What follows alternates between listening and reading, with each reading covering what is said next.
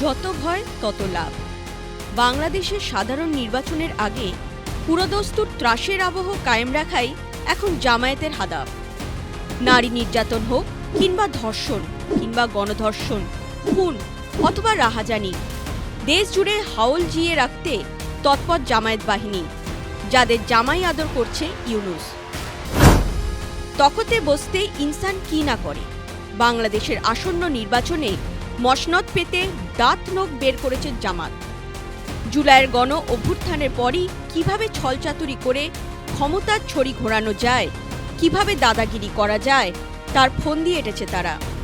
কখনো অন্তর্বর্তী সরকারকে চাপে রেখে, কখনো শরিকদের ওপর মিষ্টি মুখের জুলুমগিরি করে, আবার কখনো তাসর জাদানে দেশের মেটিকুলাস সিস্টেম কায়েম করে তাকে দীর্ঘায়িত করার ফন্দি আটছে জামায়াত। একদিকে দলের আমির শফিকুর নারীদের ক্ষমতা ও অধিকার নিয়ে কাঁদুনি গিয়ে আত্মঘাতী গোল করে ল্যাজে গোবরে হয়েছেন, অন্যদিকে দলের অন্য নেতারা বেশ্যা বলতেও পিছপা হয়নি নারীদের। শুনুন কি বলেছিলেন জামায়াতের ওস্তাদরা। এই বৈষম্যের কম্পেনসেশন হবে তাদের কর্মঘণ্টা কমিয়ে দেওয়া। এই কর্মঘণ্টা যখন কমিয়ে দেওয়া হবে, ফুল কনসেন্ট্রেশন মনোযোগ নিয়ে তারা কাজ করবে। 5 ঘন্টা পরে সে তার বাচ্চার কাছে ফিরে যাবে, বাচ্চাকে সময় দিবে, লালন পালন করবে, পরিবারের অন্য দায়িত্ব পালন করবে। এটা তো সমাজেরই কাজ। যে ডাকসুর মাদকের আড্ডা ছিল, যে ডাকসুর ছিল, সেটা ইসলামী ছাত্র শিবির পরিবর্তন করতে সক্ষম হয়েছে। কথায় কথায় আল্লাহর কসম খাওয়া জামায়াত নিমেষে পাল্টি খেয়েছে, বুঝিয়েছে সস্তা বুলি নয়, কট্টর পন্থাই সাবিল জামায়াতের। জামায়াত আছে জামায়াতেই, প্রতিবাদে গর্জেছে বাংলাদেশ। শুরুবাত করা যাক দেশের নারী নিরাপত্তা ও নারী অধিকার নিয়ে। জুলাই সনদের মহিলা ইস্যুতে একসময় মিউ মিউ করছিল জামায়াত, এরপর ভোট আসতেই পালে হাওয়া তুলতে টিম নামিয়ে আধুনিক হতে খিদমত খাটছে তারা। দেখুন চরগিরি কাকে বলে। মহিলাদের তথ্য আপনাদের কেন দিব? মানে আইডি কার্ড আপনারা কেন নেবেন? কেন নেবেন?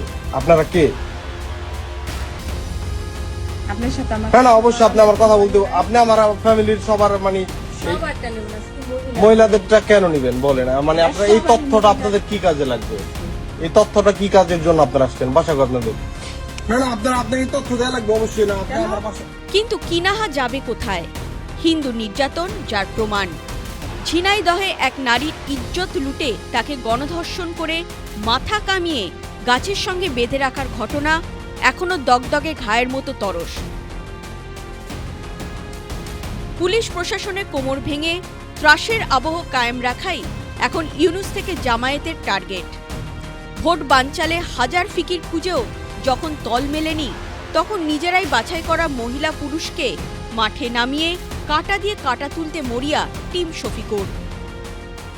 আমাদের কাছে ভোটার আইডি কার্ডের ফটো, ভোটার আইডি কার্ড চাইছে কিন্তু আমরা দেইনি। অর্থাৎ বলি বিকাশ নাম্বার সে চাইছে কিন্তু আমরা দেই নাই, কারণ আমি ধরি যে সে 5000 টাকা দিল। 5000 টাকায় আমার 5 বছর যাবে না, কিন্তু 5 বছরের দুঃশাসন আমাদের সহ্য করতে হবে। কোন বাড়িতে কত মহিলা ভোটার, তারা কি করেন, তার হাড়ির খবর নিতে জাসুসি করছে কথায় কথায় ইনশাআল্লাহ বলা জামায়াত। বিরোধীদের টুটি টেপা, মাটিতে ফেলে মার, রক্তারক্তি, অবিরাম লাথি ঘুষি, রাতের আধারে হামলা, বাড়িঘর লুট, আল্লাহকে ঢাল করে ভোটে তালাব, গণভোটের জন্য জুলুমবাজি, নমুনার পর নমুনা। এ কোন দেশ? এই ইউনূসের পেয়ারের গণতন্ত্র নাকি জালিম রাজ? 1793-94 এর ফ্রান্সের দ্য রেইন অফ টেরর মনে পড়ে? ফরাসি বিপ্লবের পর 1 বছরের সেই হারহিম জমানা যেমন কাবুস হয়ে থেকে গেছে ফরাসি হৃদয়ে, মসনদে থাকতে পদ্ধতি এক, জার্সি আলাদা। জান আর মানের লড়াইয়ে ভয় কাঁপছে বাংলাদেশ। প্রতিবাদের ভাষা কাটতে দেশের খেটে খাওয়া মানুষ থেকে সংখ্যালঘুদের শিকার বানিয়ে প্রশাসনের শির দ্বারা গুড়িয়ে একের পর এক নারকীয় ঘটনা। ছক একটাই, আর জাতীয় ভোট না হলেও যেন গণভোটটা হয়। তাতে ইউনূসের লাভ, ইবলিশ জামায়াতের কাসাব আর জবানবন্দি মজলুম জনতার আহাজারি। এ কোন দেশ?